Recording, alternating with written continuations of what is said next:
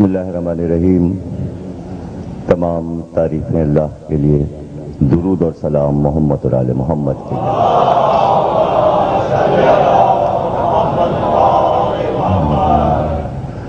1427 ہجری عشرہ چہلم کی پہلی تقریر آپ حضرات سماعت فرما رہے ہیں.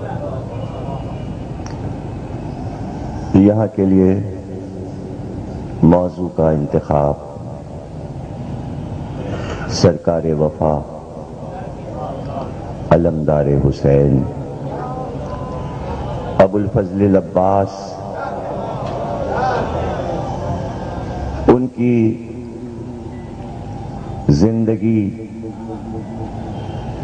ہم چاہتے ہیں کہ 10 مجلسوں میں ان کی حیات کے وہ گوشے جو اب تک کتابوں میں تو ہیں لیکن منبر پر بیان نہیں کیے گئے، اس لیے اس اشرے کے ذریعے ایک کتاب تیار ہو جائے گی. اگر ہم 1 گھنٹے روز بولتے ہیں تو 10 گھنٹے حضرت عباس پر ہمارے پاس محفوظ ہو جائیں گے. اور ویسے یہ مجالس چونکہ پہلا عشرہ جو یہاں ہوا اس میں وقت بہت کم تھا، لیکن اس عشرے میں وقت ہم کو خاصا مل جاتا ہے، اس لیے ہو سکتا ہے کہ 1 گھنٹے سے زیادہ بھی ہم گفتگو کریں.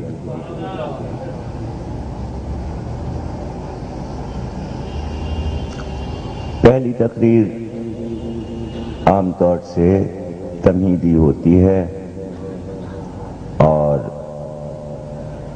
وقت موضوع کو سمجھانے میں گزر جاتا ہے. آج بھی ایسا ہی ہوگا کہ ہم پہلے اس پر گفتگو کر لیں کہ کسی کی حیات، کسی کی پوری زندگی پر بات کرنے کے لیے کن کن چیزوں کی ضرورت پڑتی ہے.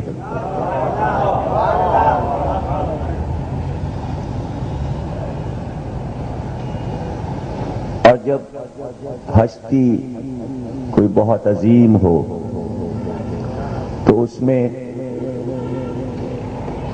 سب سے اہم چیز جو ہوتی ہے وہ احتیاط ہے کہ احتیاط کے ساتھ ہر واقعے کو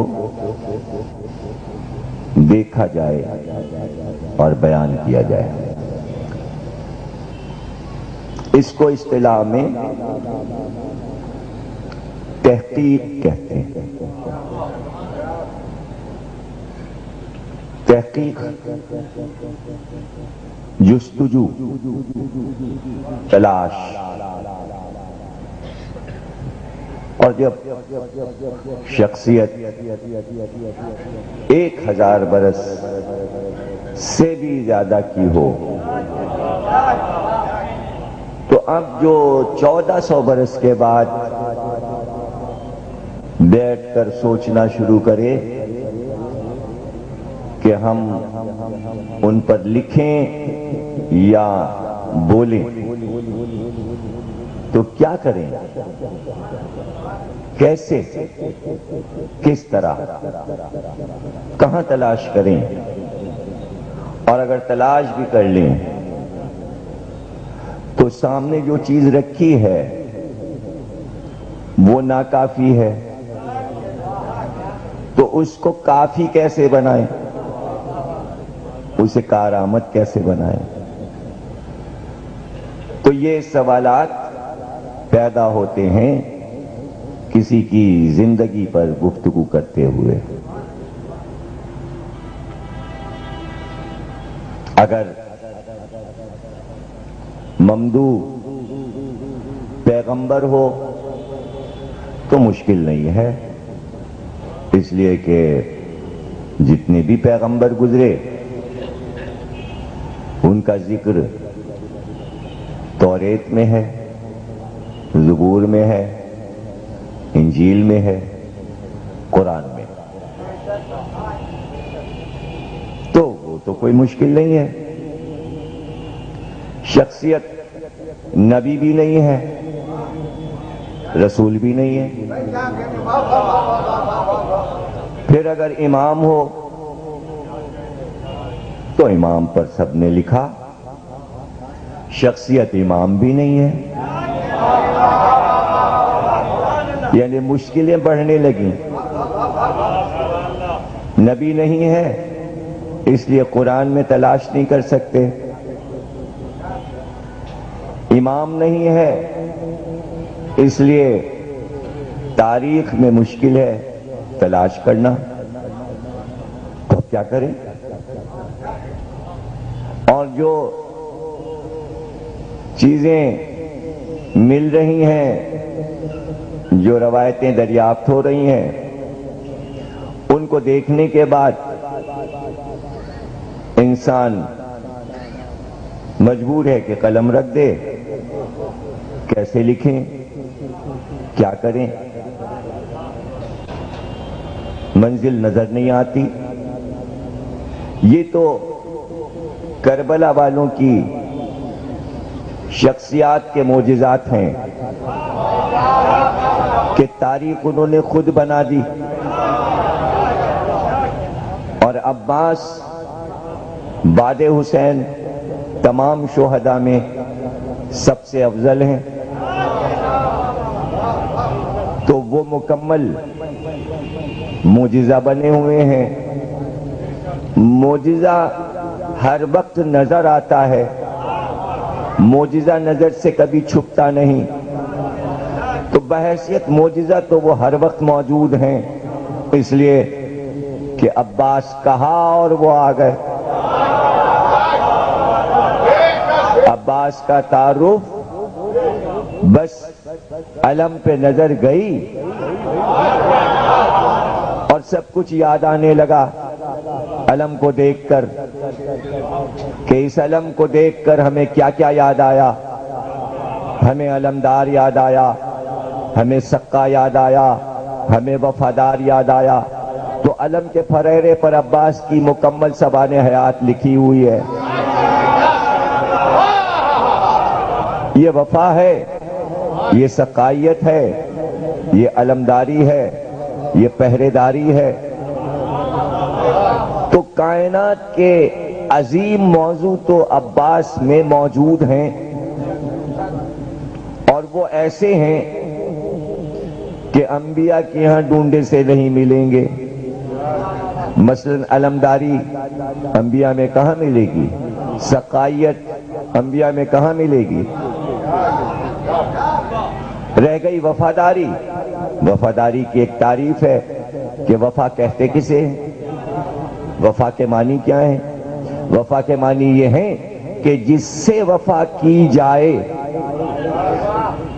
جس سے وفا کی جائے اسے کہتے ہیں عہد وفا، یعنی یہ ایک عہد نامہ ہے، یہ ایک وعدہ ہے، اور اس سے جو وعدہ ہوتا ہے اس پہ وعدہ یہ ہوتا ہے کہ آپ جو جس وقت کہیں گے ہم وہ کریں گے، آپ جو جو کہتے جائیں گے ہم اس پر عمل کرتے جائیں گے، ہماری نظر آپ کے دہن پر رہے گی۔ آپ نے کہا ہاں تو ہم نے کہا ہاں، آپ نے کہا نہیں تو ہم نے کہا نہیں۔ اسے کہتے ہیں اپنے نفس کو، اپنے ذہن کو، اپنی عقل کو، اپنے عمل کو اس کے حوالے کر دینا، جس سے وفا کی جائے اسے کہتے ہیں وفاداری۔ اسے کہتے ہیں وفاداری۔ تو عباس کو وفاداری وراثت میں ملی ہے، وراثت میں نبوت نہیں ملی، وراثت میں امامت نہیں ملی، لیکن علمداری وراثت میں ملی۔ باپ علمدار، چچا علمدار، دادا پردادا سب علمدار۔ اسی طرح وفاداری بھی وراثت میں ملی۔ باپ نے نبی سے وفاداری کی، عباس نے حسین سے وفاداری کی۔ تو اب اس منزل پر جہاں وفا ہے، جہاں علم کا اٹھانا ہے، جہاں سقائیت ہے، پانی پلانا ہے، کھانا کھلانا ہے، حسین کی خدمات ہیں، اطاعت امام ہے، اطاعت نبی ہے، اطاعت الہی ہے، عبادات الہی ہیں، یہ عباس کی شخصیت اور کردار کے جوہر ہیں۔ اور یہ وہ سرخیاں ہیں جو میں بیان کر رہا ہوں، جو آنے والی تقریروں میں ایک ایک گھنٹے کی تقریر بن جائے گی۔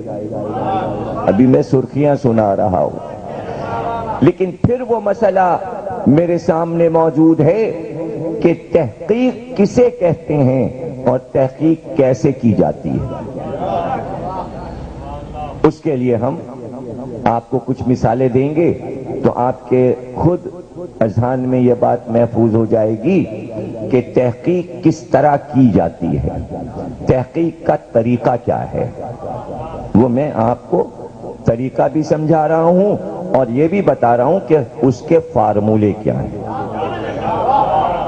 اس کے لیے یہ ضروری ہے کہ جو کچھ تاریخ میں شخصیت کے بارے میں ہمیں واقعات و حالات مل رہے ہیں، پہلے وہ سب کو ہم پڑھ جائیں، اور پڑھنے کے بعد ہم یہ تلاش کریں کہ مورخ نے کہیں غلطی تو نہیں کی بیانات میں۔ اگر ہمیں مورخین کی غلطیاں مل جائیں تو وہ غلطیاں صحیح کرنے کے عمل کو تحقیق کہتے ہیں۔ اس لیے کہ 1400 برس میں ایک راوی اگر کوئی واقعہ سناتا ہے، جب دوسرا اس سے سنتا ہے اور جب وہ تیسرے کو بتاتا ہے تو لفظ بدل جاتے ہیں، جب تیسرا چوتھے کو سناتا ہے تو لفظ کچھ اور بدل جاتے ہیں۔ 1400 برسوں میں کتنے راوی ہیں جو بیان کر کر کے الفاظ کو بدلتے چلے جا رہے ہیں، اور اب ہم تک جب کاغذ پر چھپ کر وہ چیز پہنچی تو وہ اتنی بدلی ہوئی ہے کہ ہم اسے پڑھ کر حیران ہیں۔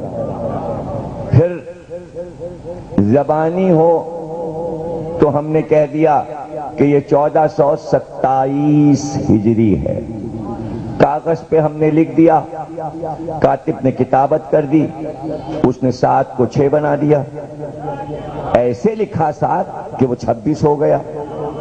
اب 50 برس کے بعد ان کا بھائی یہ کیا ہے، زبانی تو ٹیپ میں تو 27 ہے، یہاں 26 لکھا ہے۔ جیسے ہی آپ نے سوچنا شروع کیا کہ 27 ہے کہ 26، تحقیق کا عمل شروع ہو گیا۔ اسے کہتے تحقیق۔ بس آپ کا سوچنا اور تلاش میں جانا کہ 27 ہے کہ 26۔ اب فیصلہ کیسے ہوگا؟ فیصلے کے لیے اللہ نے عقل عطا کی ہے۔ ہر محقق جب سوچتا ہے تو عقل اس کی ہادی بن جاتی ہے۔ اسی طرح لاکھوں برس سے ہر اللہ کی مخلوق جب تلاش میں چلتی ہے تو عقل اس کی ہدایت کرتی ہے۔ اگر وہ صحیح معنوں میں عقل مند ہے تو اللہ کو تلاش کر لیتا ہے۔ اب وہ محقق بن گیا، اس نے تحقیق کر لی، اس نے اللہ کو ڈھونڈ لیا۔ کوئی ضرورت نہیں کہ کوئی اسے گائیڈ کرے، کوئی اسے بتائے، اس لیے کہ گائیڈ لائن تمام بکھری پڑی ہے کائنات میں فطرت کی۔ اللہ کہہ رہا ہے کیا یہ سورج تمہیں گائیڈ نہیں کر رہا، کیا یہ چاند تمہیں گائیڈ نہیں کر رہا کہ یہ ہوائیں ہیں، یہ فضائیں ہیں، یہ درخت ہیں، یہ نباتات ہیں، یہ جمادات ہیں، کتنی نشانیاں تمہیں ہماری چاہیے، جدھر چلے جاؤ گے توحید کے سرچشمے ہیں بہتے چلے جا رہے ہیں۔ تمہارا ذہن تو اس قابل ہو کہ تم ہمیں پہچان سکو، ہمیں تلاش کر سکو، ہمیں ڈھونڈ سکو۔ اسی لیے کہا گیا کہ اللہ نے اس کو عبادت قرار دیا کہ مظاہر فطرت پر ریسرچ کرنا، سوچنا کہ یہ سورج کیسے نکلتا ہے، یہ ہوا کیسے چلتی ہے، یہ درخت کیسے پھول کھلاتے ہیں، یہ درختوں میں پھل کیسے پکتے ہیں۔ جیسے جیسے سوچتا گیا انسان، سائنس بنتی چلی گئی، علم بنتا چلا گیا۔ اس کو اللہ نے عبادت قرار دیا کہ ہماری صنعتوں کو سمجھو، اس پہ ریسرچ کرو، اس میں تحقیق کرو اور اس کی تعریف کرو کہ انسان کے امکان میں نہیں ہے سورج نکالنا، انسان کے امکان میں نہیں ہے سورج نکالنا، وہی نکالے جسے ہم نے اذن دیا ہو، ہم نے اذن دیا۔ تو ایک منزل ایسی آتی ہے کہ جب انسان سوچنے لگتا ہے اور مظاہر فطرت کو سمجھنے لگتا ہے تو وہ دنیا کا بڑا سائنسداں بن جاتا ہے، اور اگر صاحب ایمان ہے تو وہ عبادت گزاروں میں شمار کیا جاتا ہے۔ تین ہی قسمیں ہیں عبادت کی، ایک مظاہر فطرت میں تحقیق کرنا، سوچنا، فکر کرنا، ایک حقوق العباد، اپنے عزیز رشتہ دار، بھائی بہن، ماں باپ، پڑوسی، قومی لوگ، سب کا خیال کرنا، ان کے دکھ درد میں شریک ہونا، ایک عبادت یہ ہے۔ اور ایک عبادت 5 وقت کی نماز پڑھنا۔ عبادتوں کی 3 قسمیں ہیں، لیکن مولا علی نے نہج البلاغہ میں کہا کہ اگر یہ 2 عبادتیں تم نے ادا نہیں کی تو یہ تیسری والی قبول نہیں ہوگی۔ اگر حقوق العباد ادا نہیں کیے تو 5 وقت کی نمازیں قبول نہیں ہوں گی۔ اگر ماں باپ کی نافرمانی کر رہے ہو، بھائی کو تکلیف پہنچا رہے ہو، پڑوسی کو تکلیف پہنچا رہے ہو، تو کوئی اگر یہ سمجھ رہا ہے قبول ہو رہی ہیں، سب کٹتی جا رہی ہیں، گھٹتی جا رہی ہیں، کٹتی جا رہی ہیں، گھٹتی جا رہی ہیں، کٹتی جا رہی ہیں۔ لوگوں نے یہ دین و ایمان بنا لیا، بس ہم نے یہ کر دیا۔ کہاں کر دیا آپ نے؟ جتنی آپ نے ادھر کی ادھر اتنی کم ہو گئی، اور پھر اللہ کی بنائی ہوئی چیزوں میں آپ نے کہاں سوچا، تعریف کہاں کیا آپ نے؟ ایک ایک پتی کو درخت کے پکڑ کے اور صرف اس کو دیکھنا اور اس کی رگوں کو دیکھنا کہ کیسے جڑ سے یہ اپنی غذا اور رزق لیتا ہے، اور پھر یہ کہنا پروردگار تو ہی اکبر ہے، تو ہی خالق ہے، اور یہ کہہ کے پتے کو چوم لینا، یہ بھی عبادت ہے، یہ بھی عبادت ہے۔ اسی لیے پتے پہ سجدہ شریعت میں جائز ہے، پتے پہ سجدہ کر سکتے ہیں، پتھر پہ نہیں کر سکتے ہیں، لیکن پتے پہ کر سکتے ہیں، اس لیے کہ وہ اس کی صنعت کا شاہکار ہے۔ ایک پتا، ایک درخت کا پتا قدرت کا شاہکار ہے۔ اب آپ اس میں سوچئے، دیکھیے، جن سائنسدانوں نے دیکھا تو انہوں نے پتہ لگایا یہ پتا جیتا کیسے ہے، زندہ کیسے ہے، اور وہ اسی نتیجے پہ پہنچے کہ یہ اس وقت تک زندہ ہے جب تک شاخوں کو وسیلہ بنا کر اپنے مرکز سے جڑا ہوا ہے۔ جو وسیلے کو چھوڑ گیا وہ مرکز سے کٹ گیا، اب جڑ اسے غذا نہیں دے گی، اب اسے غذا نہیں ملے گی۔ اب وسیلہ تم جو چاہے بنا لو، جڑ ولایت علی ہے، اگر اس سے کٹ گئے تو پتا خشک ہو گیا۔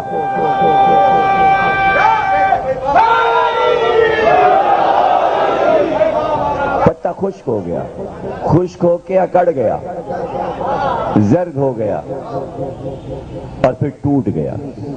اتنی کمزور ہوئی وہ مضبوط ڈنڈی جو جوڑے ہوئے تھی، خشک ہو کے اتنی کمزور ہوئی کہ چٹ سے آواز تک نہ آئی اور الگ ہو گیا، اور ہوا اسے اتنی دور لے گئی اڑا کر کہ وہاں تک تعاقب کیا ہوا نے جب تک کہ اس کو کوڑے خانے تک پہنچا نہیں دیا۔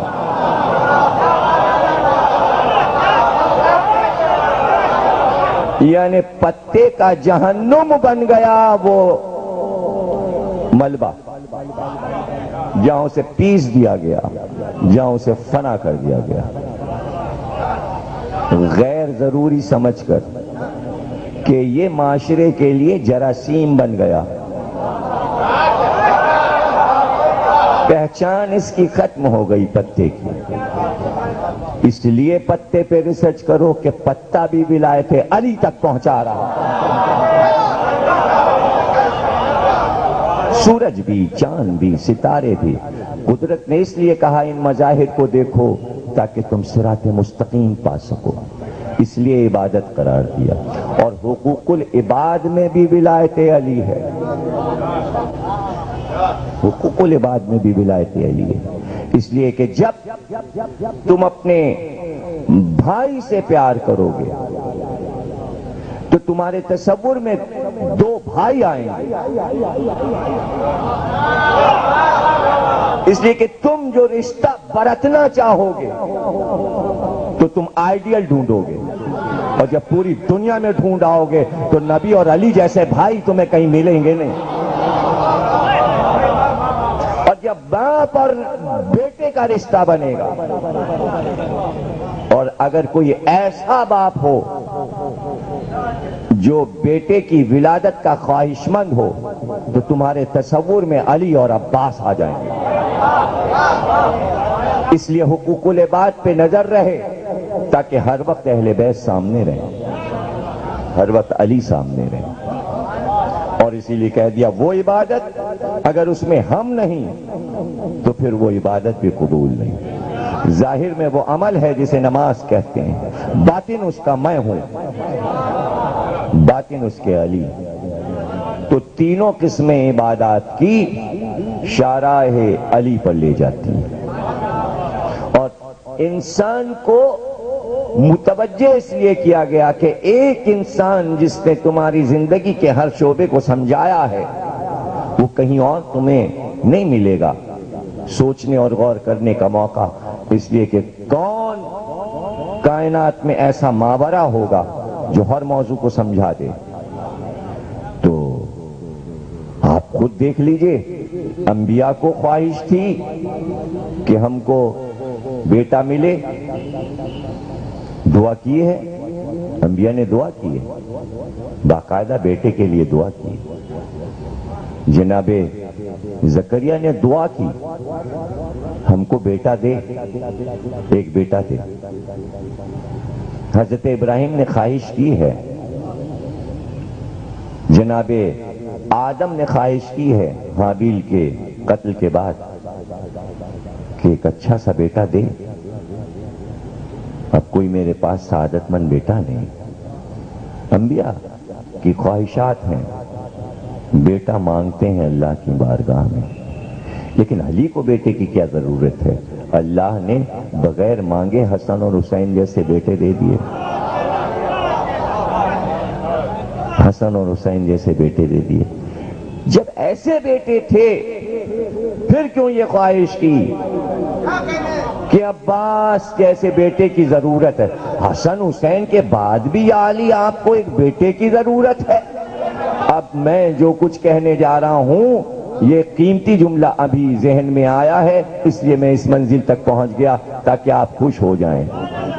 بیٹے تھے علی کے حسن اور حسین، لیکن جیسے ہی آیات نازل ہو گئی نبی پر کہ ابنانا و ابناکم، اللہ نے حسن حسین کو محمد کا بیٹا کہہ دیا، ویسے ہی ہاتھ اٹھائے پروردگار اب مجھ کو بیٹا دے۔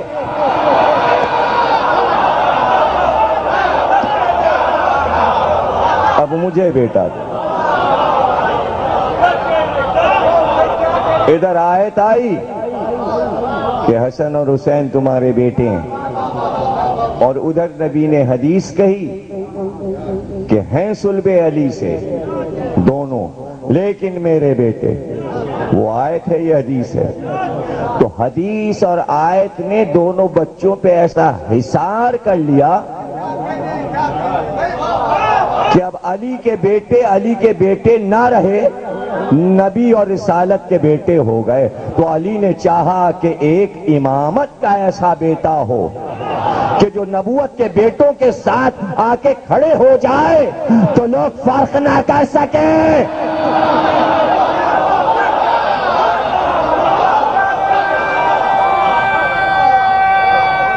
فرق نہ کر سکیں۔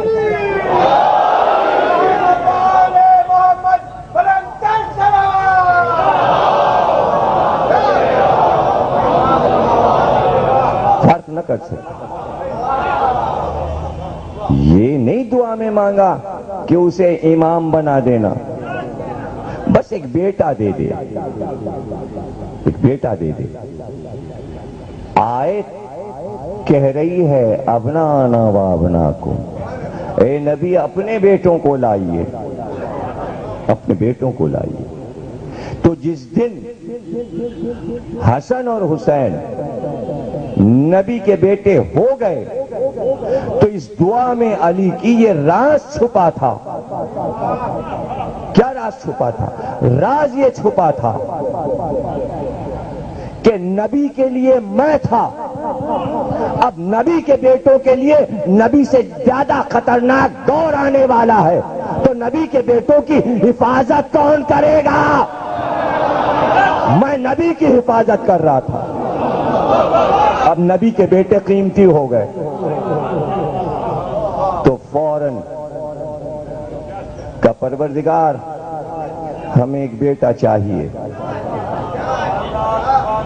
جیسے زکریا نے کہا اللہ سے ہمیں ایک بیٹا چاہیے، اللہ نے کہا ہم نے تمہیں یحییٰ جیسا بیٹا دیا۔ تو کیا علی نے زکریا سے کم عبادتیں کی تھیں؟ یہ عبادتوں کا صلہ زکریا کو ملا تھا کہ محراب عبادت میں مانگا کہ بیٹا دے، اور اللہ نے کہا ہم وعدہ کرتے ہیں بیٹا دیں گے، دیں گے بیٹا، اور دیا یحییٰ جیسا بیٹا۔ اور علی کی عبادتیں تو جانے کب نماز شب میں محراب عبادت میں علی کو یہ معلوم ہو گیا ہو کہ بیٹا ملے گا، بیٹا ملے گا، لیکن بیٹا تو ملے گا۔ علی نے چاہا کہ اللہ کا وعدہ ہے ایک بیٹا ملے گا حسن اور حسین کے بعد، لیکن انتظام میں کر لوں کہ پلے گا کس گود میں، پلے گا کس گود۔ اب خدا کا عطیہ بیٹا عطا کر دے خداوند، انتظام چاہتے ہیں علی کہ آغوش کا انتظام ہو۔ اور اس سلسلے میں جب ہم مولا عباس پہ تقریریں کریں گے تو بار بار حضرت ام البنین پر تقریریں آئیں گی۔ پہلے اشرے میں میں نے آپ کو بتایا تھا کہ میری کتاب حضرت ام البنین پر آ گئی ہے، لیکن 11 محرم کو میں صبح ہی ہر سال لاہور چلا جاتا ہوں، اور اس کے بعد ملتان کا شب پڑھنے کے بعد اب واپسی ہوئی، تو اس سلسلے میں وہ کتاب آپ تک نہ پہنچ سکی میری مصروفیت کی وجہ سے۔ اب میں نے وہ کتابیں ادھر اسٹال پہ رکھوا دی ہیں۔ میں چاہوں گا کہ آپ اس کتاب کو ضرور پڑھیں، اور یہ کتاب عربی، فارسی، اردو، ایران، عراق، ہندوستان اور پاکستان میں یہ پہلا موضوع ہے کہ جس پہ میں نے ریسرچ کر کے پہلی کتاب اس بی بی پہ لکھی ہے۔ امید یہی تھی کہ 100 صفحوں سے زیادہ کی کتاب ہو نہیں پائے گی، لیکن جب کمپیوٹر سے صفحے نکلے تو پتہ چلا کہ 500 صفحے ہو گئے، 500 صفحے کی کتاب ہو گئی۔ اور یہ کتاب جو ہے ہمارے اکبر صاحب یہاں تشریف فرمائے، جنہوں نے بہت خوبصورت چھاپ دی، تو یہ کتاب آپ پڑھیں گے، اس میں سے کچھ حصے ہم آپ کو سنائیں گے۔ تو ہم نے یہ چاہا کہ حضرت عباس پہ جو کتاب میری آ رہی ہے پہلے ان کی مادر گرامی پر کتاب آ جائے، تاکہ بنیاد کو آپ پہلے پڑھیں اور پھر عباس پر، اور پھر یہ کہ اب یہ اشرا ہو جائے گا تو حضرت عباس پہ جو کتاب میں نے لکھی شاید اس کی ضخامت بڑھ جائے، اس لیے کہ اگر اس میں میں نے یہ تقریریں بھی شامل کر دیں تو وہ اس کی بھی ڈبل کتاب ہو جائے گی۔ یہ 500 ہیں تو شاید اس کے صفحے 800 ہو جائیں جو حضرت عباس پہ میں نے کتاب لکھی ہے۔ اور اس میں آپ دیکھیں گے میں نے اعلان دے دیا کہ جو کتابیں میری آ رہی ہیں وہ موضوعات ہیں جن پہ اب تک کسی نے نہیں لکھا، اور میں نے صرف وہ موضوع اٹھائے ہیں نئی نسل کے لیے کہ لوگ ڈھونڈتے پھرتے ہیں۔ مثلا حضرت قاسم کی سبان حیات کسی نے نہیں لکھی تھی، وہ میں نے لکھ دی ہے۔ حضرت علی اکبر کی سبان حیات لکھ دی ہے۔ ان قریب جو کتاب بالکل تیار ہے وہ ذوالجناح پر ہے، 500 صفحے، یہی ضخامت ہے ذوالجناح پہ جو کتاب آ رہی ہے۔ پھر پوری دنیا کی تاریخ عزاداری، یہ کتاب بھی آ رہی ہے۔ پھر آج تک جناب صغرا پہ کوئی کتاب نہیں لکھی گئی تھی، وہ بھی ہے۔ جناب ام کلثوم پر کوئی کتاب نہیں لکھی گئی تھی، وہ بھی ہے۔ یہ علاوہ اس کے کہ مولا علی پر، جناب فاطمہ پہ، جناب زینب پہ، یہ تو خاص موضوع ہیں جس پہ بہت لوگوں نے لکھا ہے، لیکن یہ جو موضوع میں آپ کو بتا رہا ہوں اس پر کسی نے کتابیں نہیں لکھی تھیں، اس لیے میں نے ان موضوعات کو کامل کیا ہے۔ اب کوئی لے خریدے یا نہ، لیکن ہم نے اپنا کام کر دیا ہے، ہم نے اپنا کام کر دیا ہے۔ اب جو شوقین ہوں گے، اور شکر ہے کہ لاہور کے اشرے میں ہماری یہ 100 کتابیں لوگوں نے لی۔ 100 آدمی بہت ہوتے ہیں اگر 100 آدمی کتاب پڑھیں، اور تقریباً 40-50 لوگوں نے ملتان میں لیا۔ تو اب یہ کراچی پاکستان کا سب سے بڑا شہر ہے۔ دیکھنا یہ ہے کہ لاہور اور ملتان سے کم رہتے ہیں یا کراچی کے لوگ آگے بڑھتے ہیں۔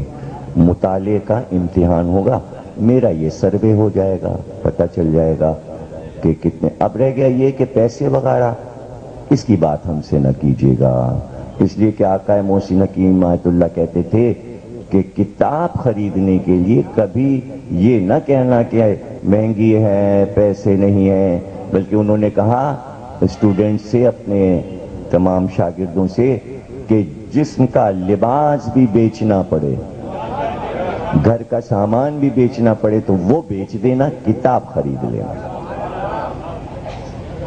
پڑھنا ضرور، کتاب پڑھے بغیر سب بیکار ہے۔ اور پاکستان میں یہ بیماری عام ہے کہ کتاب نہیں پڑھتے، لیکن آپ لوگ ضرور کتاب پڑھو، اس لیے کہ آپ کے پاس کتاب سمجھانے والے بھی ہیں اور کتاب بھی ہے۔ وہ بیکار ہے کہ کتاب لوگ تو خرید رہے ہیں اور خرید کے رکھ لی تاج کمپنی کا قرآن، لیکن سمجھانے والے ان کے پاس نہیں ہیں۔ اگر سمجھانے والے ہوتے تو کتاب سمجھ میں آ چکی ہوتی۔ تو ہم اس میں آپ کے لیے مطالعے کو آسان بنا رہے ہیں۔ اب دیکھیں تحقیق کتنی مشکل منزل ہے، اور جب 1400 برس میں مورخین نے بغیر ریسرچ کے روایتیں لکھ دی ہوں تو ان کو پرکھنا کتنا مشکل ہے۔ اب دیکھیے میں مثال دیتا ہوں، تین چیزیں حضرت عباس کے سوانح حیات سے ہم لیتے ہیں اور لے کر کتابوں سے آپ کو سمجھاتے ہیں کہ تحقیق کسے کہتے ہیں۔ اچھا، اب ہر دور کا مورخ جو حضرت عباس کی سوانح حیات لکھ رہا ہے وہ تین چیزوں کو چاہتا ہے کہ تینوں چیزیں وہ ایک وقت میں ثابت کر دے اور تینوں باتوں کو منوا لے، لیکن تینوں باتیں الگ الگ سمت میں جا رہی ہیں۔ اب وہ کیا ہے؟ تین باتیں۔ پہلی بات، مورخ یہ لکھ رہا ہے کہ حضرت ام البنین کی شادی جناب سیدہ کی وفات کے بعد مولا علی سے شادی ہو گئی۔ سمجھے نا؟ یعنی وہ یہ چاہتا ہے کہ جناب سیدہ کے فوراً بعد یہ ثابت کرے کہ علی نے جو دوسری شادی کی وہ مادر عباس سے کی، یعنی ام البنین سے کی۔ یہ بات وہ منوانا چاہتا ہے، مورخ اصرار کر رہا ہے اس پر۔ وہ چاہتا ہے کہ ام البنین کو اولیت دے بعد سیدہ، اس لیے وہ بضد ہے کہ جناب سیدہ کے بعد جو شادی وہ دکھائے ام البنین کی۔ ٹھیک ہے صاحب، چلیے مان لیجئے، مورخ کی بات مان لیجئے، کیسا ہوا ہوگا۔ اب دوسری بات، وہ کہتا ہے کہ حضرت عباس شادی کے 1 سال بعد پیدا ہوئے، اور پیدا ہوئے 26 ہجری میں، تیسری خلافت کے دور میں 26 ہجری میں۔ اس پر بھی بضد ہے کہ 26 ہجری منوائے۔ اب تیسری بات وہ یہ کہتا ہے کہ کربلا میں عباس 32 برس کے تھے۔ ایک ہی وقت میں 3 باتیں منوانا چاہتا ہے، ام البنین کی شادی دکھانا چاہتا ہے جناب سیدہ کے فوراً بعد، 26 ہجری میں ولادت دکھانا چاہتا ہے، کربلا میں عباس کو 32 برس کا دکھانا چاہتا ہے، اور تینوں باتوں پہ بضد ہے، اور یہ نہیں دیکھ رہا کہ یہ تینوں باتیں ٹیلی نہیں کر رہی ہیں۔ اب اگر آپ یہ نظر میں رکھ کے پھر کتابیں ساری پڑھ ڈالیے حضرت عباس پر تو آپ الجھن میں پڑ جائیں گے۔ تینوں باتوں پہ اصرار کر رہا ہے۔ اب آئیے دیکھیے، بی بی کی شہزادی کی شہادت ہوئی 11 ہجری میں، اس کے فوراً بعد ہے 12 ہجری۔ اگر ام البنین کی شادی 12 ہجری میں ہوئی تو 12 ہجری سے 61 ہجری کتنے برس بنے؟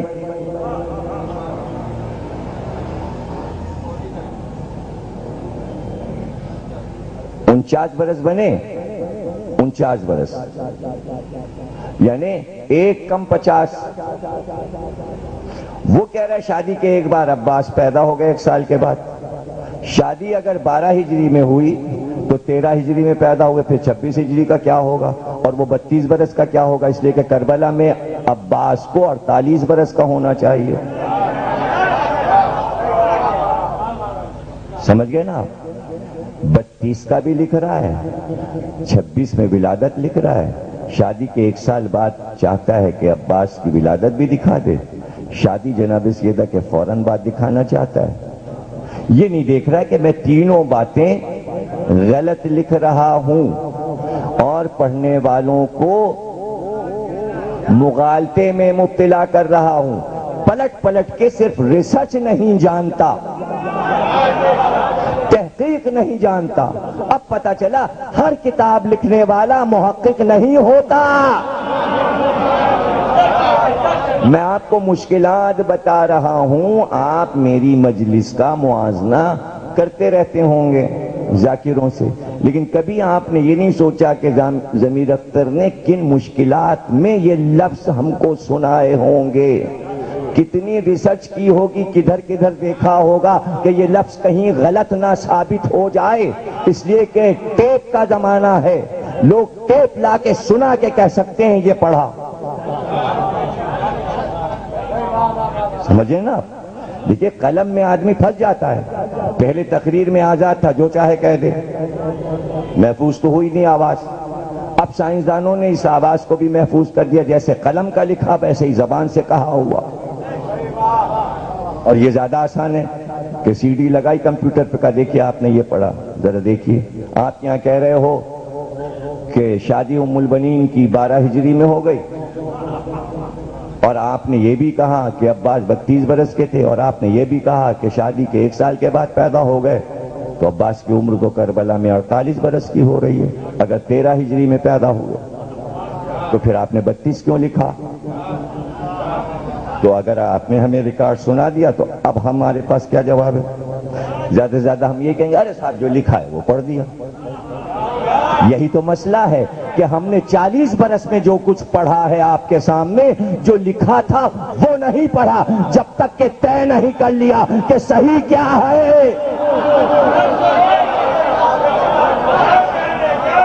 جب تک کہ یہ طے نہیں کر لیا کہ صحیح کیا ہے، ہم نے آپ تک بات نہیں پہنچائی، ہم نے آپ کو کبھی مغالطے میں نہیں ڈالا۔ کیوں نہیں ڈالا؟ اس لیے کہ لفظ وفا توحید کے لیے ہے۔ جس نے لا الہ کہہ دیا اب وہ اس کے دائرۂ کار سے نکل جائے گا تو کافر ہو جائے گا، اور اگر دائرے میں ہے تو وفادار کہلائے گا۔ وفا کا لفظ ایجاد ہوا توحید کے لیے۔ توحید کے معنی ہے وفا، وفا کے معنی ہے توحید، یعنی جب کہہ دیا اللہ ایک تو بات بدلنی نہیں ہے، یہ ہے وفاداری، اسے کہتے ہیں وفاداری۔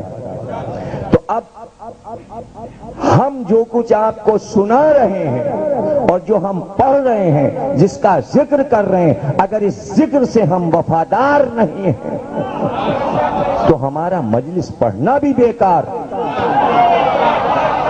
اور آپ کا وقت بھی ہم نے ضائع کیا۔ اتنے سینکڑوں ہزاروں لوگوں کے وقت کو خراب کرنے کا بھی ہم پر عذاب ہوگا اگر غلط بات پہنچا دی۔ اگر 1400 برس پہلے مسلمان حدیث پیغمبر کو پرکھ لیتے تو سمجھ لیتے کہ ان حدیثوں سے 14 صدیوں میں کتنے لوگوں کے وقت برباد کریں گے ہم۔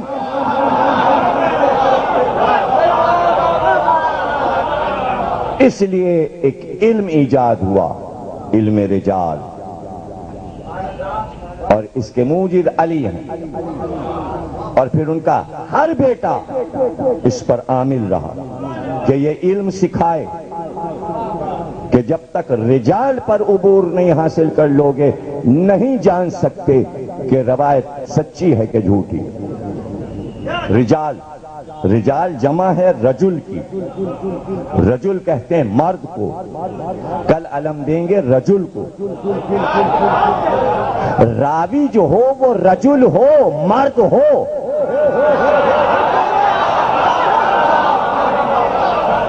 یعنی بات کا وفادار ہو، جھوٹ نہ بولا ہو، اپنی طرف سے روایت میں کچھ ملایا نہ ہو، اسے کہتے ہیں علم رجال۔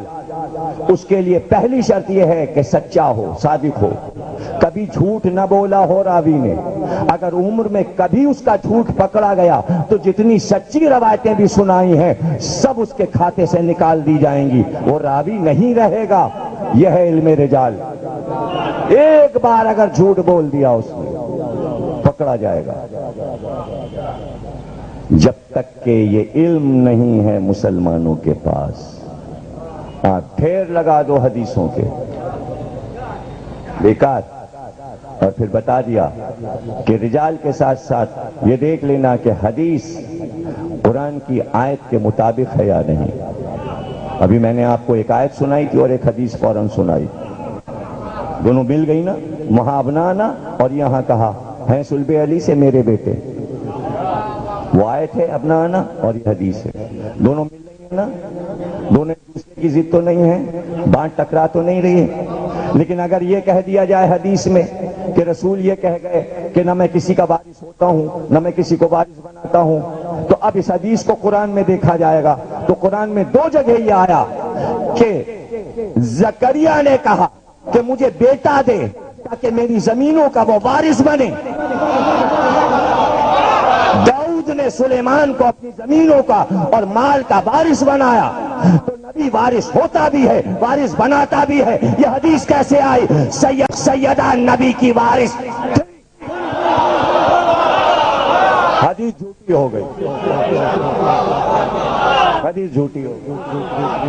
تو جب تک کہ آپ پرکھ نہ لیں حالات و واقعات کو، کیسے حوالے کریں گے مستقبل کے، صفحات پہ کیسے لکھیں گے؟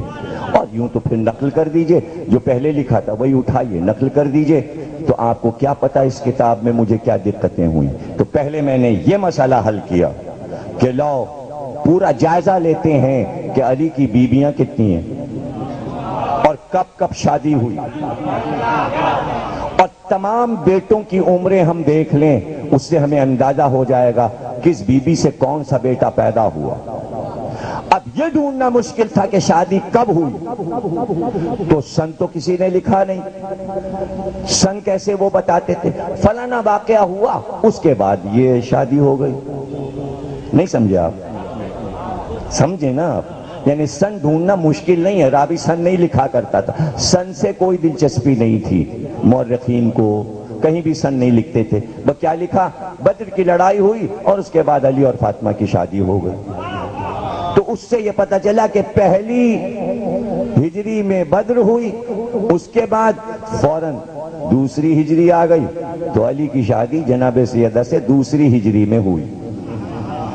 جنگ خندق ہوئی، اس کے بعد امام حسین پیدا ہو گئے، سمجھ میں بات آ گئی کہ 4 ہجری میں پیدا ہوئے، اس لیے کہ جنگ کب ہوئی؟ 7 ہجری خیبر ہوئی، سمجھ ہے نا؟ اس کے بعد جو واقعہ ہو جائے وہ 8 ہجری میں ہوگا، تو واقعے سے لکھا کرتے تھے۔ یعنی رسول اللہ کب پیدا ہوئے؟ انہوں نے کہا اس سال پیدا ہوئے جب ہاتھی والے آئے تھے، سورہ فیل ہے نا قرآن میں، الم تر کیف فعل ربک، تو اب جب ہاتھی والے آئے اس سال نبی پیدا ہوئے، قرآن نے گواہی دی، الم تر کیف، آئے محمد تم نے دیکھا کہ وہ اپنے ہاتھی لے کر آئے تھے؟ یعنی نبی دیکھ رہے تھے کہ ابرہہ لشکر لے کر آیا ہے، قرآن نے ولادت کا سن بتایا۔ ان کا علی کب پیدا ہوئے؟ انہوں نے کہا ہاتھی والے جب آئے تھے اس کو 30 برس گزر چکے تھے جب علی کعبے میں پیدا ہوئے، تو انہوں نے کہا 30 عام الفیل۔ اس طرح سن تلاش کیا جاتا ہے۔ تو جب ہمیں پتہ چل گیا کہ سن تلاش کیسے عرب والے کرتے تھے تو ہم نے تلاش کر لیا، ہمیں پتہ چل گیا، تو پہلے ہم نے ترتیب بنائی کہ ہم پہلے یہ دیکھ لیں کہ حضرت علی کی بیویاں کتنی، پھر ہم یہ دیکھ لیں کہ علی کے بیٹے کتنے ہیں، پھر ہم یہ دیکھ لیں کہ علی کی بیٹیاں کتنی ہیں، اس کے بعد ہم ترتیب میں یہ دیکھ لیں کہ جناب ام البنین کب بیاہ کر آ رہی ہیں۔ تو پہلا چیپٹر ہم نے اس کا لکھا قرآن میں عورت کا مرتبہ۔ یہاں سے ہم نے شروع کیا کہ چونکہ ایک خاتون پر کتاب ہے تو پہلے ہم یہ بتا دیں کہ قرآن میں کتنی عورتوں کا ذکر ہے۔ تو عورت کی عظمت قرآن و محمد و آل محمد کی نظر میں، اور پھر وہ 11 عورتیں جن کا قرآن میں ذکر ہے، ان 11 عورتوں کا ذکر کیا۔ اس کے بعد مولا علی کی ازدواجی زندگی، اور اس میں ظاہر ہے کہ یہ پہلی بار آپ کو اس کتاب میں یہ بات ملے گی کہ میں نے حضرت علی کی بیویاں، سب کے نام، اولاد، بیٹوں کے نام، اور اس میں آپ کو ابھی میں تھوڑا تھوڑا حیرت زدہ کروں گا اور کچھ آپ سے پوچھوں گا۔ دیکھیے سب سے پہلی شادی مولا علی کی جناب سیدہ سے ہوئی 2 ہجری میں۔ اب بی بی نے وصیت کی، کیا وصیت کی؟ کہ یا علی میرے بعد آپ امامہ سے شادی کیجئے گا۔ امامہ کون ہے؟ جناب خدیجہ نے اپنی رشتے کی بہن حالہ کی بیٹیوں کو ان کے باپ کے مرنے کے بعد پالا تھا۔ جناب خدیجہ جو بچیاں عرب میں یتیم ہو جاتی تھیں ان کو گود لے لیتی تھی، انہیں پالتی تھیں، ان کا خیال رکھتی تھیں، جب وہ بڑی ہوتی تھیں ان کی شادیاں کرتی تھیں، انہیں جہیز دیتی، انہیں رخصت کرتی تھیں، اور یہ احساس دلاتی تھیں یہ نہ سمجھنا کہ تمہارے ماں باپ مر گئے، خدیجہ ہے، جو ضرورت ہو مجھ سے کہنا۔ ایسی نہ معلوم کتنی بچیوں کی شادی جناب خدیجہ نے کی۔ اس میں حالہ کی بچیوں کو بھی پالا، اس میں بڑی تھی زینب، اس کا نام تھا زینب، اور وہ ابیلاس کی بیٹی تھی، اس لیے کہ حالہ کی شادی ابیلاس سے ہوئی تھی، اور اس سے تھی امامہ۔ تو چونکہ سیدہ کی ماں نے امامہ کی ماں کو پالا تھا تو امامہ اپنا میکہ سیدہ کے گھر میں سمجھتی تھی، اور وہ حسن اور حسین کی خدمت کیا کرتی تھی ایک خادمہ کی طرح۔ تو بی بی نے کہا چونکہ یہ میرے بچوں سے بہت محبت رکھتی ہے، میرے بعد آپ امامہ سے عقد کر لیجئے گا۔ تو اب ظاہر ہے کہ بی بی کی شہادت کے بعد مولا علی پورے 6 مہینے کے بعد امامہ سے عقد کر رہے ہیں۔ تو اب یہ تو طے ہو گیا کہ سیدہ کے بعد ام البنین سے عقد نہیں ہوا، وصیت کے مطابق اب دوسری بی بی جو بن رہی ہیں علی کی وہ امامہ ہے۔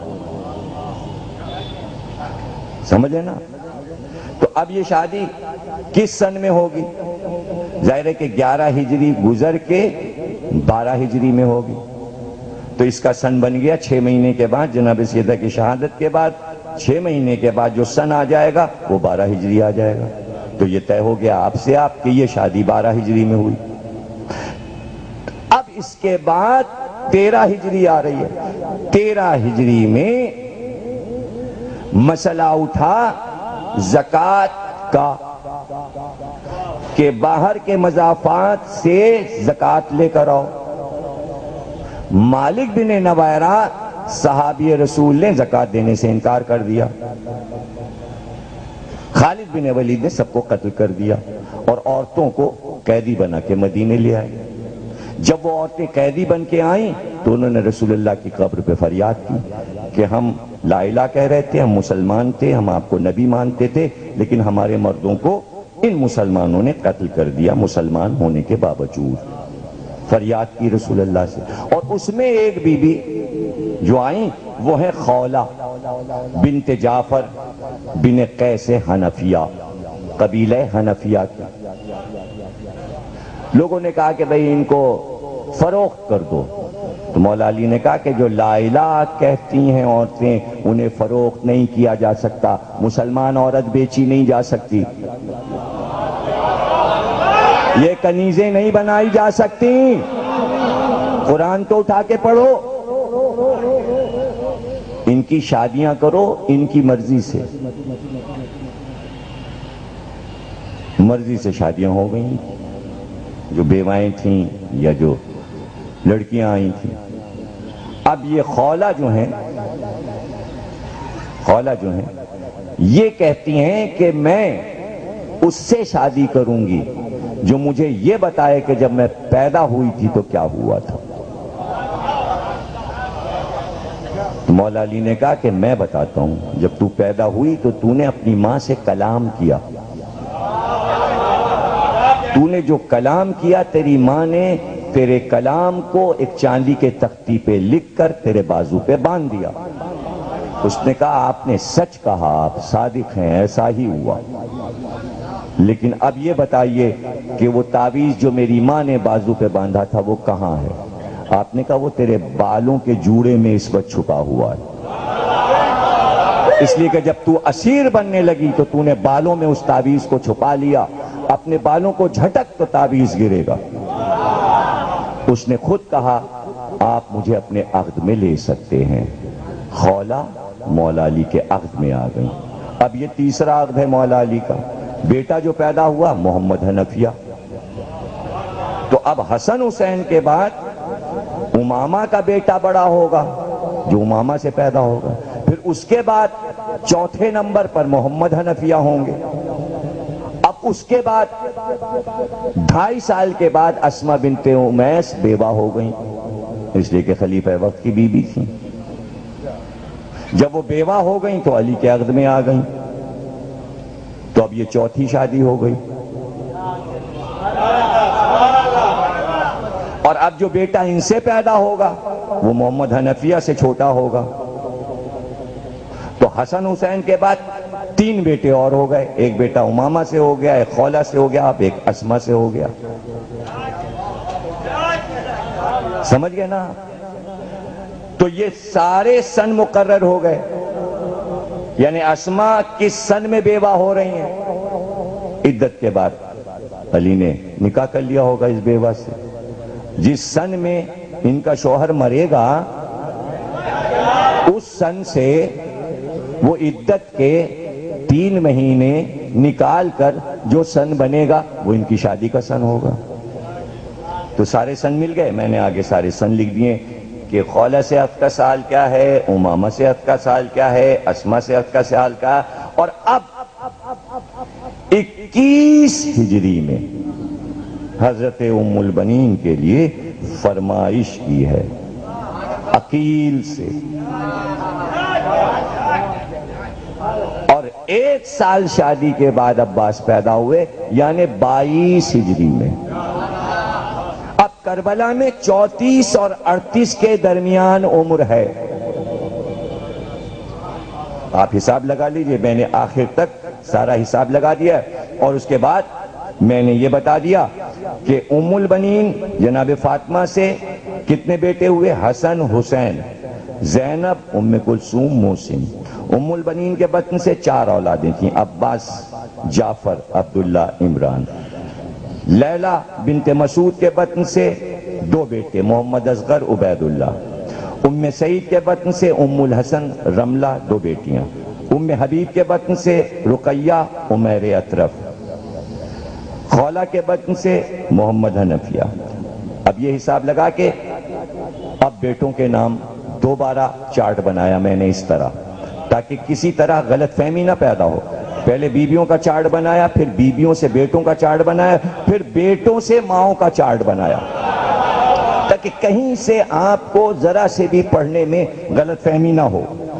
حسن، حسین، محسن جناب فاطمہ سے، یہ نمبرنگ ہے، اور یہاں تک آتے 19 بیٹے آپ کو۔ اور اب بیٹوں کے نام سنتے جائیے، علی کے 19 بیٹے، 19 نام میں بتاتا ہوں، اس کے بعد ایک سوال آپ سے کرتا ہوں۔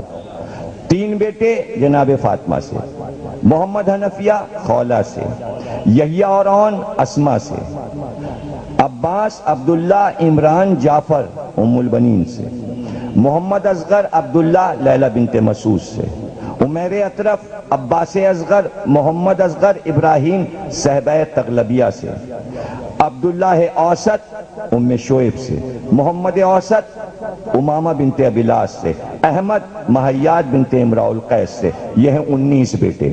ان 19 ناموں میں کوئی ایسا نام آیا جس میں آپ گھبرا جائیں کہ کیا علی نے یہ نام بھی رکھے تھے؟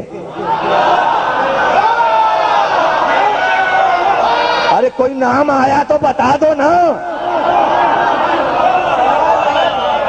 کوئی نام آیا ہو تو بتاؤ بھائی۔ بیٹے 19 ہو گئے، اب اگر وہ ناموں کے بیٹے آپ لاتو تو اگر 3 نام آپ بڑھانا چاہو گے تو 22-23 بیٹے ہو جائیں گے۔ تاریخ میں تو 18 اور 19 کے درمیان لکھے ہوئے ہیں، اس لیے اب اضافہ ہو نہیں سکتا۔ اور اگر نام آپ لیں گے تو مائیں بتانا پڑیں گی، یہیں سے مورخ کا جھوٹ کھل جائے گا کہ علی یہ نام رکھتے ہی نہیں تھے بچوں، ہم ہی نہیں رکھتے، ہے نا۔ اور آگے میں نے وضاحت کر دی ہے، اور جیسے کہ آپ کو میں بتا چکا ہوں کہ یہ کوئی مشکل بات نہیں ہے کہ قافیوں کے ناموں کو مورخ بدل دے۔ ابھی جب آیت میں بدلا جا سکتا ہے تو روایت میں بدلنا کیا مشکل ہے؟ مولانا مودودی نے خلافت ملوکیت میں لکھا ہے کہ آیت آئی ان اللہ اصطفیٰ آدم و نوحن و آل ابراہیم و آل عمران علی العالمین۔ مروان کاتب تھا، اس نے آیت یوں لکھی ان اللہ اصطفیٰ آدم و نوحن و آل ابراہیم و آل مروان علی العالمین۔ تو عمران اور مروان کا وزن ہے، عمران ہٹایا، اس نے اپنا نام ڈال دیا۔ تو جہاں قافیہ نون کا آ جائے تو عمران کے قافیے کتنے ہیں؟ مروان بھی ہے اور کچھ اور بھی ہے۔ عمران ہٹایا، یہ لکھ دیا، آپ نے پوچھنا شروع کر دیا کیا یہ نام بھی علی کے بیٹے کا تھا؟ نہیں تھا، اس لیے کہ عمران ابو طالب کا نام ہے۔ علی اپنے باپ کے نام پہ رکھیں گے یا غیر کے باپ کے نام پہ بیٹے کا نام دادا کے نام پہ رکھا جاتا ہے۔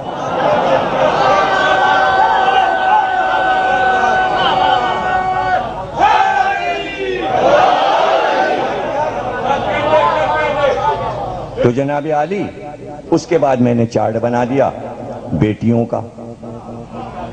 اب 18 بیٹیوں کے نام میں نے لکھ دیے۔ میں 18 بیٹیوں کے نام بتاؤں گا آپ کو، اور اس کے بعد میں ان کے شوہروں کے نام بھی سناتا ہوں۔ پھر اس کے بعد مجھ سے آپ پوچھئے گا کہ اس میں ایک نام نہیں آیا، بھائی یہ ہمارا مجمع جو ہے نا یہ کب سے ہمیں سن رہا ہے؟ ارے بھائی سن 80 سے یہ اشرا ہو رہا ہے، 82 سے، اور یہ کون سا سن چل رہا ہے؟ 2006۔ تو کوئی چیز بتانے کی ضرورت نہیں، آپ تو اشارے میں بات سمجھ جاتے ہیں۔ جناب زینب کبریٰ 18 بیٹیوں میں سب سے افضل، اس کے بعد مرتبہ ہے جناب ام کلثوم کا، پھر اس کے بعد فاطمہ بنت علی، زینب صغریٰ، رقیہ، ام ہانی، ام سلمہ، ام کرام، جمانہ، حضرت میمونہ، خدیجہ، نفیسہ، ام الحسن، رملہ کبریٰ، سکینہ، رقیہ صغریٰ، تقیہ، رملہ صغریٰ۔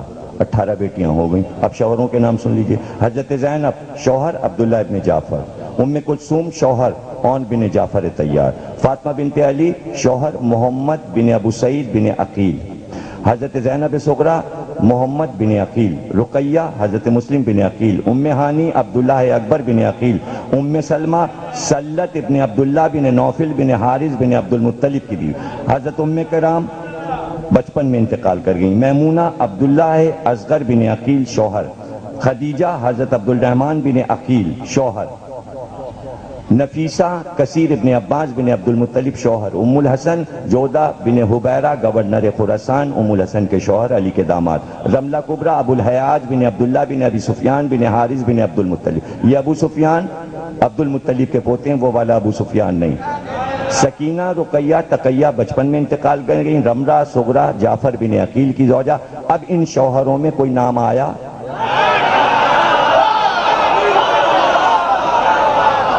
یہ سب علی کے بھتیجے ہیں یا بھانجے ہیں؟ یہ سب اپنے اپنے پھوپھیوں کے گھر گئیں یا چچاؤں کے گھر گئیں؟ جب چچاؤں پھوپھیوں کے لڑکے ہوتے ہیں تو ادھر ادھر سے رشتہ نہیں لیا جاتا۔ یہ ہے وہ پاکیزہ گھرانہ جس میں لوگ چاہتے ہیں کہ ملاوٹ کی جائے۔ تو اب ملاوٹ اگر کر دی جائے تو آپ کو تو معلوم ہے کہ ملاوٹ کا کاروبار بہت ترقی پر ہے، بہت ترقی پر ہے، اور اتنی ترقی پر ہے کہ کسی گھر سے سوکھے پتے منوں پکڑے جاتے ہیں بوریوں میں، اخبار میں تصویر آتی ہے صاحب درخت کے پتے بھرے ہوئے ہیں اس مکان میں، اور وہیں دوسرے قریب کے مکان میں مرچا اور ہلدی اور دھنیا پیسنے کی مشینیں لگی ہیں، اور اس میں درخت کے سوکھے پتے پیس پیس کے ہلدی میں، دھنیا میں، مرچے میں، یہ سب اخبار میں آتا ہے۔ یہ ہے ملاوٹ۔ آپ چاول منگایا آپ نے، دالیں منگائیں آپ نے، اب ظاہر ہے ملاوٹ ہے۔ تو ملاوٹ کی بھی مشینیں بن گئی ہیں ملاوٹ کو نکالنے کی، کہ کنکر پتھر کیسے الگ کیے جائیں دھان میں سے، چاول میں سے، دالوں میں سے۔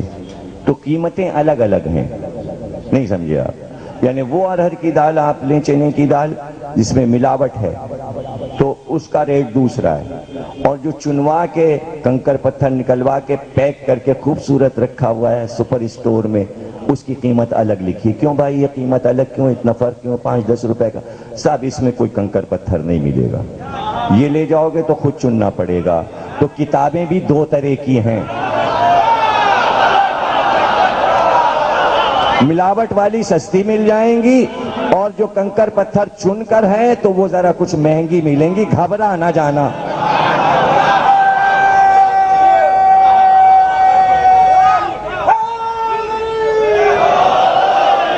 گھبرا نہ جانا۔ تو اب انشاءاللہ آج کی حد تک کافی آپ نے تمہیدی چیزیں سن لیں اور اس بات کو سمجھ لیا کہ تحقیق کیا ہے اور کیا محنت کی گئی ہوگی، اور جو آنے والی تقریروں میں ہم آپ کو چیزیں سنائیں گے تو آپ حیران ہوں گے بعض چیزیں سن کر، اور خوش بھی ہوں گے کہ کیسے شادی ہوئی حضرت ام البنین کی، وہ بھی ہم آپ کو اسی کتاب سے سنائیں گے کہ ہم نے کس طرح تحقیق کی، اور شادی سے پہلے کیا کیا پیشین گوئیاں تھیں، وہ واقعات بھی آپ کو نئے نئے جو ہم نے تحقیق کیے ہیں عربی کتابوں سے، فارسی کتابوں سے، اس پہ ہم نے ان کے ترجمے ڈالے ہیں۔ پھر ہم نے یہ بھی چیپٹر رکھا ہے کہ ادب میں کس کس طرح ام البنین اور حضرت عباس کا ذکر شاعروں نے کیا، اور کہاں تک ان کی پہنچ تھی، وہ بھی اس میں نے آخری چیپٹر میں درج کر دیا ہے کہ انیس مونس مرزا دبیر اور جدید عہد کے شعراء جو ہیں وہ کس نظر سے ماں اور بیٹے کو دیکھ رہے تھے اور کس طرح انہوں نے ریسرچ کر کے اپنی تحقیق کو پیش کیا اپنے مرثیوں میں، اپنے اشعار میں، اپنے سلاموں میں، اپنے قصائد میں۔ اسی طرح یہ گفتگو بھی ہوگی کہ شادی کے بعد کیا دھوم ہوئی جب عباس پیدا ہوئے۔ شاید ایک تقریر ان موضوعات پہ ہو جائے، ہو سکتا ہے کہ ایک تقریر پوری شادی پر ہی ختم ہو جائے کہ کیسے ام البنین کی شادی علی سے ہوئی، اس لیے کہ وقت کا پتہ نہیں چلے گا، بیانات بڑے طویل ہیں۔ انشاءاللہ گفتگو کریں گے۔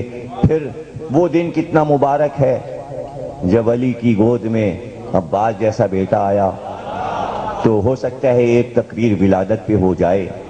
پھر اس کے بعد عباس تنہا تو نہیں تھے، 3 بھائی اور بھی پیدا ہوئے، ان کی کیا شان تھی، اس لیے کہ علی کی یہ وہ بیوی ہیں۔ اس جملے کو ضائع نہ کیجیے گا، یہ سب قیمتی جملے آ جاتے ہیں، حالانکہ پہلی تقریر کے جملے یہ نہیں ہیں قیمتی جملے، لیکن جب آ جاتے ہیں تو پھر دل چاہتا ہے دے ہی دیں۔ تو یہ بھی ایک خوبصورت جملہ آپ کو دے رہے ہیں کہ علی کی بیویوں میں ام البنین وہ واحد بیوی ہیں جنہوں نے علی کے گھر میں 4 چاند لگا دیے، 4 چاند جیسے بیٹے امامت کے گھرانے کو دیے۔ یہ ہے ام البنین۔ اس میں ہو سکتا ہے کہ آگے ہم جب عباس کا بچپن بیان کریں تقریر اسی میں نکل جائے، پھر اس کے بعد ہم جوانی جب عباس کی بیان کریں تو ایک تقریر اسی میں نکل جائے، اور پھر جب ہم عباس کے حسن کی تصویر کھینچیں تو ہو سکتا ہے ایک تقریر اسی پر ہو جائے، اور پھر ہم عباس کی شجاعت بیان کرنا شروع کریں تو ہو سکتا ہے ایک سے زیادہ تقریریں ہو جائیں صرف شجاعت پر، اور جب ہم وفاداری کے مناظر کھینچیں تو ہو سکتا ہے کئی تقریریں ہو جائیں۔ تو ابھی کربلا پہنچتے پہنچتے، علم ملتے ملتے سقائیت کی منزل تک، تو ہم کیسے 10 تقریروں کی یہ منزلیں طے کریں گے؟ یہ آپ جتنا احساس کریں گے، جتنا محسوس کریں گے، اتنا آپ کو اس موضوع میں لطف آئے گا، اور لطف اس لیے بھی زیادہ آئے گا کہ پہلی بار عشرے کا موضوع بنا ہے، ورنہ 8 محرم تک تو سب نے سنا ہے۔ فضائل کی حد تک 10 تقریریں آپ اپنے اس ممدوح کا بیان سنیں گے جس کو آپ علی کے بعد پکارتے ہیں، 2 ہی پکارے جاتے ہیں، یا علی یا عباس۔ تو اس میں کرامات عباس پہ تقریریں ہو جائیں گے، جو عباس نے کراماتیں دکھائی، جو معجزے 14 صدیوں میں ہوئے ہیں روضے پر، اور پوری دنیا کے ملکوں میں جہاں جہاں عباس کے معجزات ہوئے وہ ہم آپ کو سنائیں گے۔ تو کوشش کریں گے کہ یہ سارے موضوع ایک تقریر میں آئیں، لیکن بعض موضوع اتنے پھیل جائیں گے کہ شاید 2 اور 3 تقریروں پر محیط ہو جائیں، تو اس میں آپ پریشان نہ ہوں کہ ابھی یہ موضوع نہیں آیا، یہ موضوع نہیں آیا۔ بتدریج سارے موضوع میں نے آپ کو سنا دیے ہیں، یہ سارے موضوع آتے جائیں گے۔ عباس کی جنگ پر بھی تقریر ہوگی، عباس نے جنگ کیسے کی اس پر بھی گفتگو ہوگی، اور کوشش یہی کریں گے کہ مصائب بھی روز حضرت عباس کے ہی ہوں، جو کہ ایک مشکل گھڑی ہے، لیکن بعض دن ہم کو مصائب میں موضوع سے ہٹنا ہوگا، اس لیے کہ 17 صفر کو ہمیں 8ویں امام کے مصائب پڑھنے پڑیں گے، اور شب چیلم اور چیلم ہمیں اسیروں کا حال پڑھنا پڑے گا۔ لیکن جتنی بھی مجلسیں بچیں گی ان کے علاوہ جو موضوع آتی ہیں، تو ہم کوشش یہ کریں گے کہ مصائب بھی تحقیقی طور سے ہم صرف حضرت عباس کے ہی روز آپ کو سنائیں اور آپ اسے محفوظ کریں۔ تو یہ وہ منزل ہے کہ جب آپ اس کتاب کو پڑھیں گے تو آپ کو معلومات ہوگی، اور آپ دیکھیں گے کہ آخری چیپٹر میں نے لکھا ہے جدید دنیا اور میرے یہ مذہبی موضوعات ام البنین حضرت عباس۔ تو اس میں نے یہ بھی بتا دیا ہے کہ کون سی سائٹ ہے جو ام البنین کے نام سے انٹرنیٹ پہ موجود ہے۔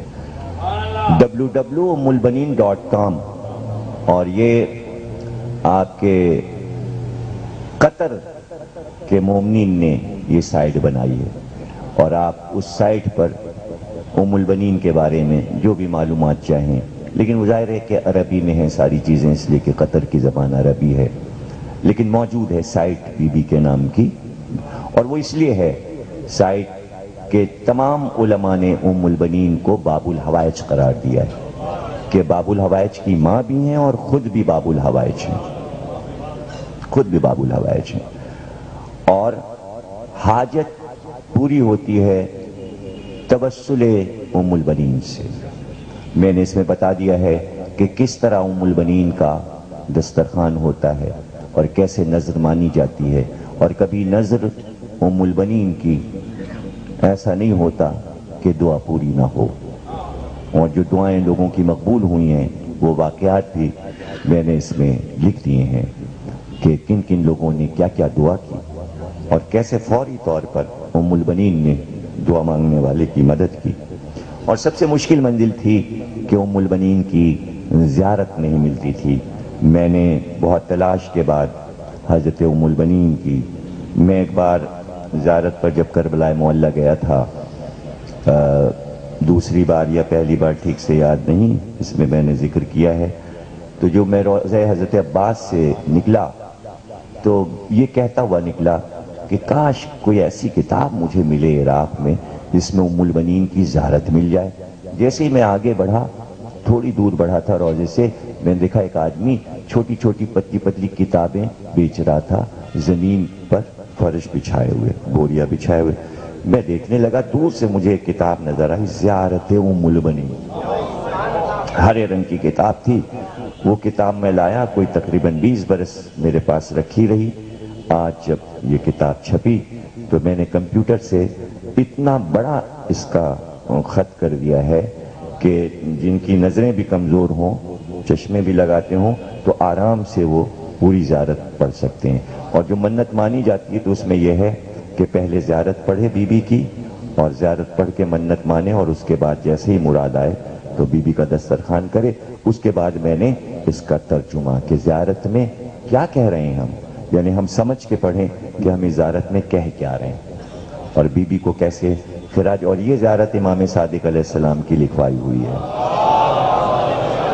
تو آخر میں ہم نے یہ دے دیا ہے، زیارت دے دی ہے، اور اس کے علاوہ ان کی وفات کی تاریخ تحقیق کر دی کہ جو لوگ ان کی وفات پر مجلس کرنا چاہیں تو وہ وفات کی تاریخ بھی ہم نے لکھ دی ہے کہ اسی تاریخ پہ مجلس کریں جو تحقیق سے میں نے تاریخ لکھ دی ہے۔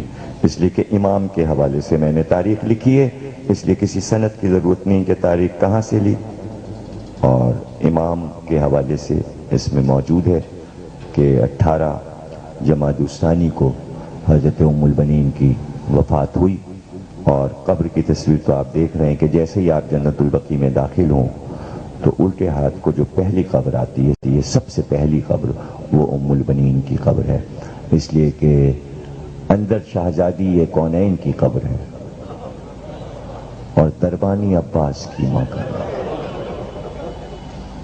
جیسے عباس حسین کے دربان تھے۔ آپ کو پتا ہے جو حسین کا گھر تھا تو جو باہر کا دروازہ تھا، صدر دروازہ، اس کے پہلو میں عباس کا حجرہ تھا، تو صدر دروازے کی خبر رکھتے تھے، اور عباس کے اس حجرے کا دروازہ حسین کے خاص حجرے میں کھلتا تھا، تو ادھر کا پتہ ہے کہ آقا کیا کہتے ہیں، کیا پیغام آتا ہے، اور ادھر کی خبر ہے کہ کون ملنے آیا ہے۔ یہ تھی ذمہ داری عباس کی۔ تفصیل عرض کریں گے، جب عباس جوان ہوئے، جوان ہو گئے عباس، تو عباس نے اپنے 30 دوست بنائے۔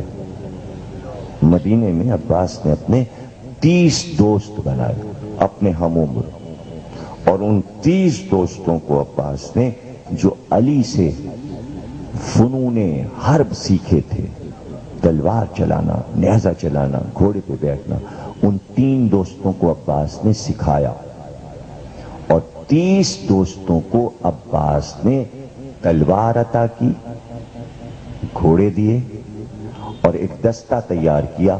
اس دستے کا نام رکھا عباس نے حسین کا حفاظتی دستہ. مورخین نے لکھا ہے کہ جس وقت حسین چاہتے تھے کہ باہر آئیں، عباس میں 30 ان پہرے داروں کے حسین کو اپنے گھیرے میں لے لیتے، اور چاروں طرف جب حسین چلتے گھوڑے پر تو وہ 30 عباس کے دوست کبھی ادھر چلتے کبھی ادھر چلتے، آگے کوئی نہیں چلتا تھا، سب حسین کے پیچھے حفاظت کر. اور جس وقت وہ 30 بہادر عباس کی سرکردگی میں باہر آتے تو اتنی دہل ہوتی تھی کہ لوگ ڈر ڈر کے ہٹتے جاتے تھے، راستہ دیتے جاتے تھے. اتنی ہیبت سے حسین کی سواری آتی تھی، اور اس طرح عباس حسین کو لے کر آتے تھے. اور جس وقت حسین برآمد ہو جاتے تھے تو لوگوں کے پسینے آ جاتے تھے پیشانی پر صرف عباس کا جلال دیکھ کر. تو مدینے میں کسی کی مجال نہیں تھی کہ آنکھ اٹھا کر حسین کی طرف دیکھ سکے. اس شان سے 28 رجب سے لے کر 2 محرم تک پورے سفر میں عباس اس حفاظت کے ساتھ حسین کو لے کر گئے ہیں. یہ دستہ کیوں بنایا تھا حسین نے؟ شاید عباس کو یہ معلوم تھا کہ حسین کا حفاظتی دستہ حسین کی حفاظت کرے گا، اور میں کبھی کبھی حسین کے پاس سے ہٹ بھی جایا کروں گا، چھوڑنا بھی پڑے گا ہمیں حسین کو. تو اس لیے کم از کم میرے بتائے ہوئے ماہر حسین کے گرد رہیں. جملے کو آپ نے نظر انداز کر دیا اس لیے کہ عباس کو معلوم ہے کہ ہٹنا پڑے گا، حسین کے پاس سے ہٹنا پڑے گا راستے میں. تو 30 آدمی تو رہے حسین کے پاس، کیوں ہٹنا پڑے گا؟ شاید آواز سکینہ کی آ جائے، چچا ادھر آئیے، شاید زینب کی آواز آ جائے، عباس ذرا ادھر تو آؤ، بہن کچھ کہنا چاہتی ہے. دیکھا آپ نے کتنا قیمتی جملہ تھا جو میں نے کہا کہ حسین کے پاس سے کچھ دیر کے لیے عباس کو ہٹنا پڑے گا. اللہ اکبر. خوب آپ نے محبت سے تقریر سنی. اور ہم پہلے عشرے میں عرض بھی کیا کرتے ہیں، پہلی دوسری محرم کو اکثر ہم نے یہ بات پڑھی ہے اور اس کتاب میں بھی ہم نے لکھی ہے کہ جب قافلہ تیار ہو چکا 28 رجب کو اور بیبیاں سوار ہو چکی اور ناکے بڑھ چکے، اور عباس نے چاروں طرف دیکھا کہ سب سامان بھی بار ہو چکا، ناکے بھی بیویوں کے آگے بڑھ چکے. سب سے آخر میں آخری نظر مکان پر عباس نے ڈالی. وہ بھرا مکان جہاں چہل پہل تھی عباس کو ویران نظر آیا. آخری نظر ڈال کر سر جھکا کے چلے کہ اب مرتجس پہ سوار ہو جائیں اور قافلے کے ساتھ روانہ ہو جائیں کہ عصمت سرا کا پردہ ہٹا. کنیز باہر آئی، پکار کر کہا، شہزادے عباس، ماں بلا رہی ہے. ام البنین بلا رہے ہیں. بختم ہوئی تقریر 2-4 جملے عرض کروں. ام البنین بلا رہے ہیں. گھوڑے پر سوار ہوتے ہوتے واپس ہو گئے. آئے، کہا عباس. ام البنین نے کہا عباس، تینوں بھائیوں کو بھی لے کر ساتھ آؤ. عباس واپس آئے. آواز تھی، جعفر جلدی نہ کرو، ٹھہرو.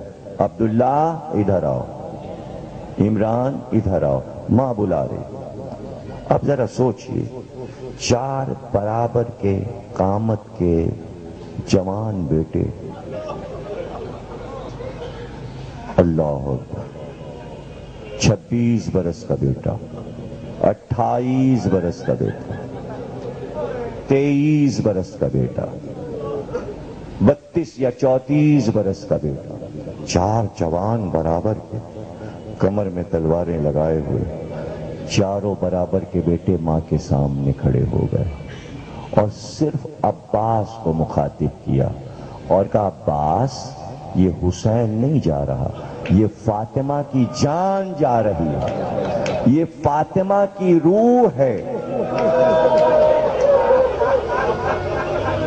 اب اس سے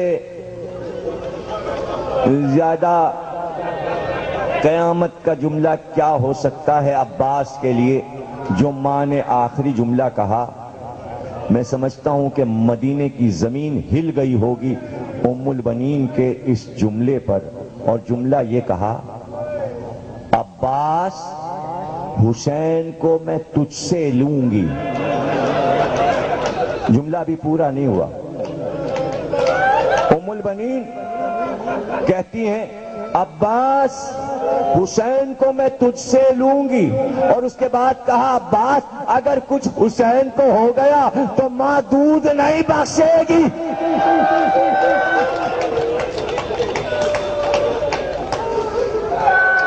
ماں دودھ نہیں بخشے گی۔ اور پھر آپ کو ہم سنائیں گے کہ یہاں پر میر انیس اور میر مونس نے کیا کمال دکھایا ہے۔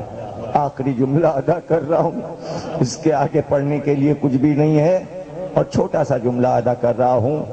ایک بار بشیر کو جب یہ معلوم ہوا کہ مادر عباس ہیں یہ، تو اس نے بیان کرنا شروع کر دیا کہ بی بی ہم تمہیں کیا عباس کے کارنامے بتائیں، اور کیا ہم تمہیں تمہارے بیٹوں کی بہادری سنائیں، جعفر اور عبداللہ اور عمران کی۔ تو ایک بار ہاتھ اٹھا کر کہا رک جا بشیر، مجھے نہیں اپنے بیٹوں کا حال سننا ہے، پہلے مجھے یہ بتا کہ میرے حسین کا کیا ہوا، مجھے میرے حسین کا حال سنا دے۔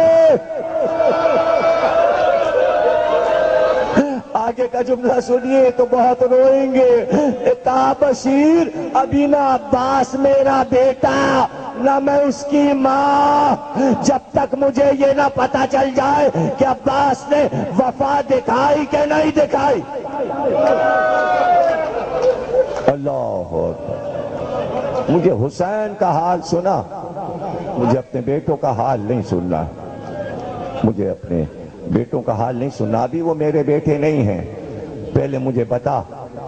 بشیر نے کہا میں کیا بتاؤں بی بی، میں کیا بتاؤں؟ وہ بتا نہیں پایا، اس لیے کہ بشیر کے سامنے وہ خاتون تھی جو شجاعت ترین انسان کی ماں تھی۔ بشیر کی ہمت نہیں پڑ رہی تھی کہ وہ کیا خبر سنا دے۔ عجیب جملہ کہا، عجیب جملہ، یعنی بشیر بچنا چاہتا تھا کہ ان کو سب کچھ بتانا نہ پڑے۔ ایک عجیب بات کہی کہ بس یہ سمجھ لو بی بی کہ اتنا مجبور ہو گیا فاطمہ کا لال کہ جب رخصت آخر کے لیے آیا تو زینب کو گھوڑے پہ بٹھانا پڑا۔ ایک بار نجف کا رخ کیا کہ یا علی آپ تو کہتے تھے عباس بڑا وفادار ہے، ارے یہ دن آ گیا کہ زینب کو حسین کو بارلا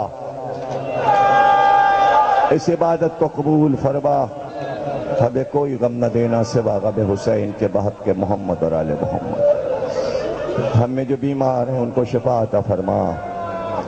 باب الحوائج کا واسطہ جس کے در پہ سب کی مرادیں پوری ہوتی ہیں، یا حضرت عباس یا آپ کے آقا حسین کے عزادار و ماتمدار ہے، ان کی تمام بلاؤں اور پریشانیوں کو دور فرما۔ پروردگار بحق محمد اور آل محمد تمام معصومین کے روزوں کی حفاظت فرما۔ پروردگار دل سب کے زخمی ہیں، جلد از جلد دو اماموں کا روزہ جو ہمارے دلوں کی طرح چھلنی کر دیا گیا ہے، پروردگار ان سب کی زندگی میں اس روزے کو اسی طرح تعمیر کرا جیسے ہم نے سامرے میں جا کر اس روزے کی زیارت کی تھی۔ اور پروردگار اب جب ہم جائیں سامرے، ہم وہ روزہ نہیں دیکھنا چاہتے پروردگار۔ بہت امام زمانہ نے صبر کیا، لیکن پروردگار وہ معصوم ہیں، وہ صبر کر سکتے ہیں۔ ہم سب صبر نہیں کر سکتے، ہم سے برداشت نہیں ہو سکتا پروردگار۔ ان کے باپ کا روزہ ہے، ان کے دادا کا روزہ ہے، وہ تو 1400 برس سے صبر کر رہے ہیں پروردگار، لیکن ہم کو ہمارے غموں پہ تو صبر آ جاتا ہے، لیکن یہ غم نہیں دیکھا جاتا کہ جو غم نہیں ہے اور غم بنا دیا جائے۔ کسی کی قبر کو بھی ڈھایا جاتا ہے، کسی کی قبر کے ساتھ بھی بے حرمتی ہوتی ہے، اور پروردگار بے حرمتی کرنے والے کافر اور مشرک ہوتے تو ہم یہ سوچتے کہ انہیں قبر کا احترام نہیں۔ پروردگار کلمہ گو مسلمان جناب سیدہ کی قبر کو گرا دیں، مسلمان امام حسن کی قبر کو بے سایہ کر دیں، 4 اماموں کی قبر، امام صادق، امام حسن، چوتھے امام، 5ویں امام، ماں کے پہلو میں ان کی قبریں، اور اس پر روزہ نہ بنانے دیں، جناب سیدہ کی قبر کو برابر کر دیں۔ پروردگار جنت البقیع میں نہ کافر آئے تھے نہ مشرک، اس لیے کہ مدینے میں نہ کافر آ سکتا ہے نہ مشرک آ سکتا ہے۔ نجدیوں نے قبروں کو ڈھایا، پروردگار نجدیوں سے انتقام لے، تو منتقم ہے، انتقام لے، ان سے انتقام لے، صرف اس لیے انتقام لے تاکہ ہمارے دلوں کو صبر و قرار آ جائے۔ جو اولاد نرینہ نہیں رکھتے انہیں اولاد نرینہ عطا فرما، حج و زیارات سے مشرف فرما، بانی اعضا کو خیر و برکت عطا فرما، اس مدرسے کو تعمیر فرما تاکہ طلباء آرام سے تعلیم حاصل کر سکیں۔ فردن فردن جتنے لوگ ہمارے سامنے ہیں ان کی جو دلی مرادیں ہیں صدقے میں حضرت عباس کے پر